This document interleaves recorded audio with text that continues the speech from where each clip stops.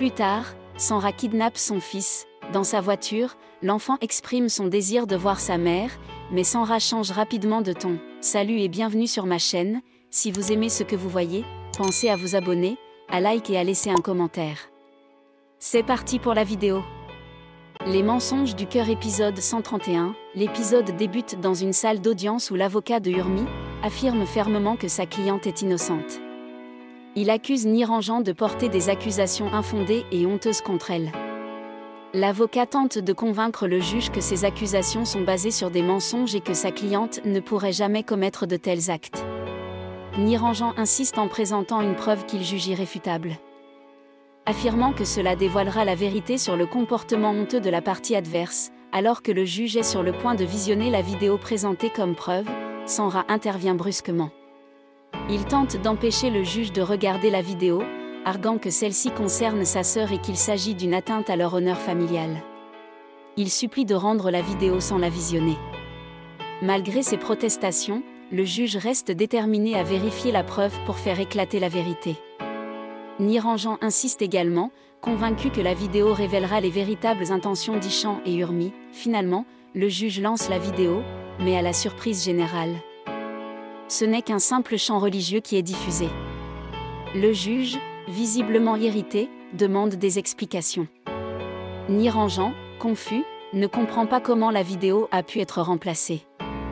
Le juge reproche aux deux parties d'avoir fait perdre du temps à la cour avec des accusations sans fondement. En conséquence, il inflige une amende pour cet abus de procédure. Après la séance au tribunal, la scène se déplace dans la maison familiale. Shashi, en parlant au téléphone, semble ravie des derniers événements. Elle discute joyeusement avec d'autres membres de la famille, affirmant que Sanra a finalement compris qu'Urmi mentait à propos de l'affaire de l'MMS. Shashi se réjouit de la situation, trouvant satisfaction à voir Urmi en difficulté.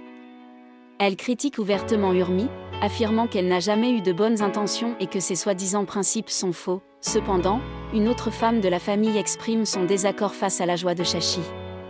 Elle trouve choquant qu'on puisse se réjouir des malheurs des autres, surtout lorsqu'il s'agit de l'honneur d'une femme. Malgré cela, Shashi reste indifférente et continue de ridiculiser Urmi. Shashi ordonne ensuite à une jeune femme de préparer un repas spécifique, composé de raïma chawal, de kheer sucré et d'autres plats traditionnels. La jeune femme proteste légèrement, car ces plats ne plaisent pas à un autre membre de la famille, mais Shashi insiste.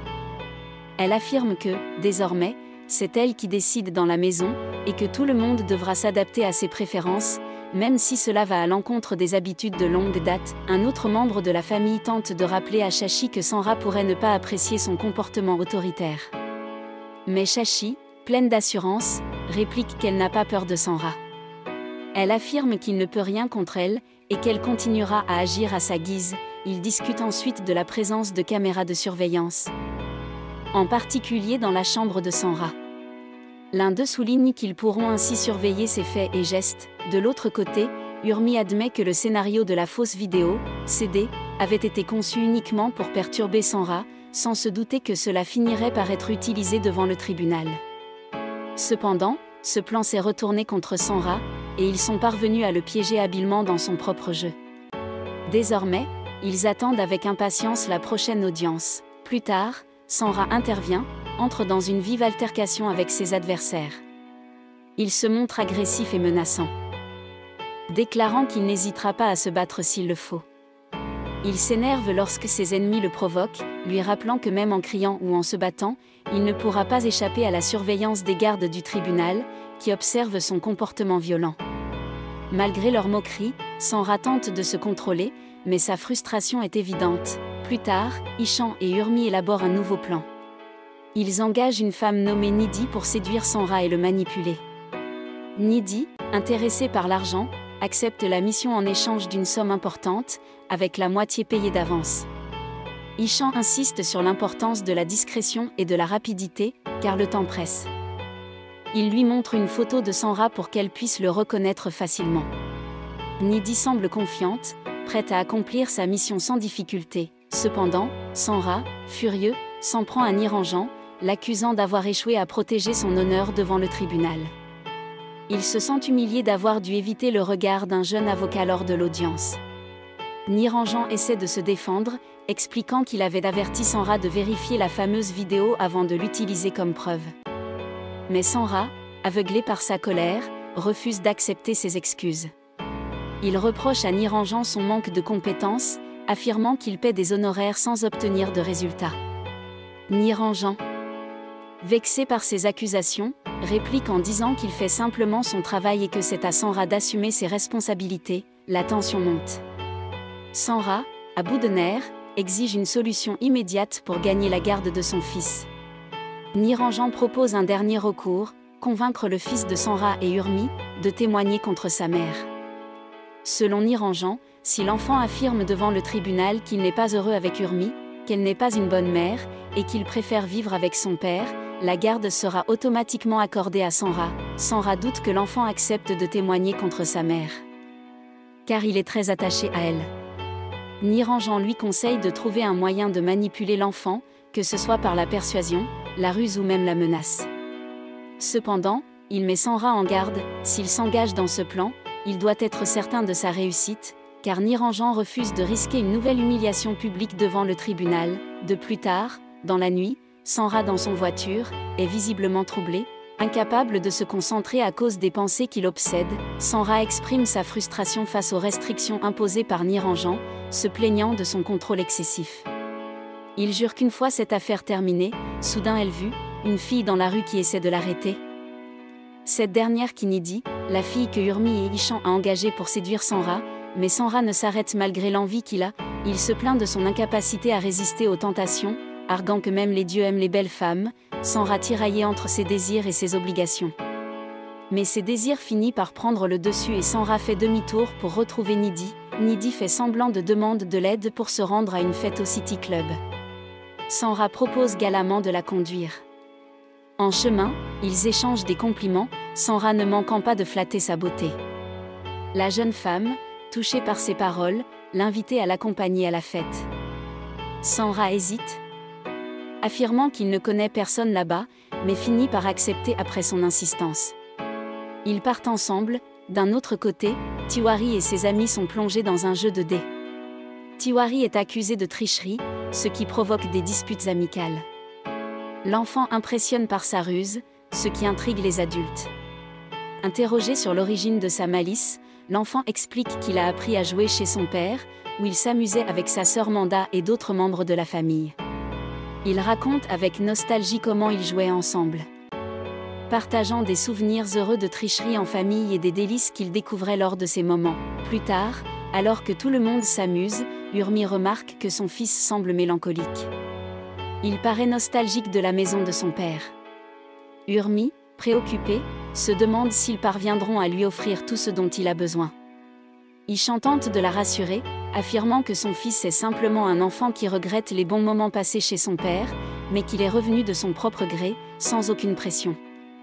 Il souligne que l'amour d'une mère est ce qu'il y a de plus précieux pour un enfant. Urmi exprime sa satisfaction en constatant que tout se déroule comme il le souhaitait. Il est optimiste et espère que l'audience prévue au tribunal se déroulera en sa faveur. Il affirme avec assurance que tout sera bientôt sous contrôle. Plus tard, Sanra se rend à une fête animée où il est accueilli par plusieurs femmes. Il semble détendu et plaisante, disant que la soirée sera mémorable. Il flirte ouvertement, ce qui rend la situation plus légère pour lui. Cependant, malgré son apparence insouciante, Nidhi reste concentrée sur ses objectifs. Elle utilise un mini-caméra plaqué dans sa valise pour prendre des vidéos de Sanra, que Urmi et Ishan lui aient demandé. Après avoir accompli sa mission, elle a Sanra de l'attendre pour aller récupérer sa valise. Alors Sanra profite de la fête et attend Nidhi, son avocat vient l'interpeller. Ce dernier lui rappelle qu'il doit se préparer pour l'audience du lendemain. Sanra tente de se justifier en expliquant qu'il est venu uniquement parce qu'un ami de la famille l'a invité. Il insiste sur le fait qu'il est seul, essayant de cacher ses véritables intentions. Son avocat lui rappelle fermement qu'il doit préparer son fils à témoigner au tribunal.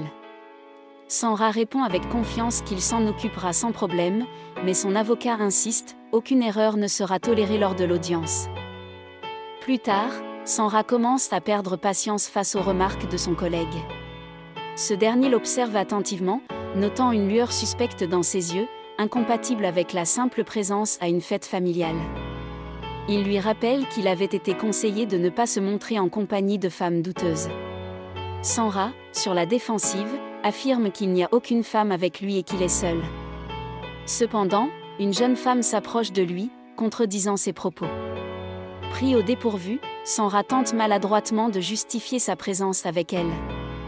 La tension monte, mais il finit par s'éclipser, prétextant des obligations urgentes. Plus tard, Sanra kidnappe son fils, dans sa voiture. L'enfant exprime son désir de voir sa mère, mais Sanra change rapidement de ton. Il essuie les larmes de son fils d'un geste sec et commence à le manipuler mentalement. Sanra explique qu'il doit absolument suivre ses instructions s'il tient à la vie de sa mère. Il menace froidement l'enfant en lui disant que s'il refuse de mentir au tribunal, sa mère sera tuée. Face à la résistance l'enfant, Sanra sort une arme pour prouver qu'il ne plaisante pas. Il pointe l'arme en l'air, expliquant que c'est une vraie et qu'il n'hésitera pas à s'en servir. L'enfant, terrifié, supplie Sanra de ne pas faire de mal à sa mère. Sanra promet de ne rien lui faire s'il obéit et fait exactement ce qu'il demande, dire au juge que sa mère est une mauvaise personne avec qui il ne veut pas vivre. Sous la menace, l'enfant finit par céder, acceptant à contre-séure de mentir pour protéger sa mère. Sanra, satisfait d'avoir brisé la volonté de l'enfant, le félicite froidement, renforçant ainsi son contrôle sur lui. Ainsi l'épisode se termine. Maintenant conclusion, cet épisode 131 des mensonges du cœur est marqué par des tensions intenses, des manipulations psychologiques et des jeux de pouvoir implacables. Sanra montre une fois de plus jusqu'où il est prêt à aller pour satisfaire son ego et contrôler son entourage, n'hésitant pas à utiliser son propre fils comme un pion dans sa guerre contre Urmi. De l'autre côté, Urmi et Ishan continuent de tisser leur stratégie, déterminés à dévoiler la vraie nature de Sanra.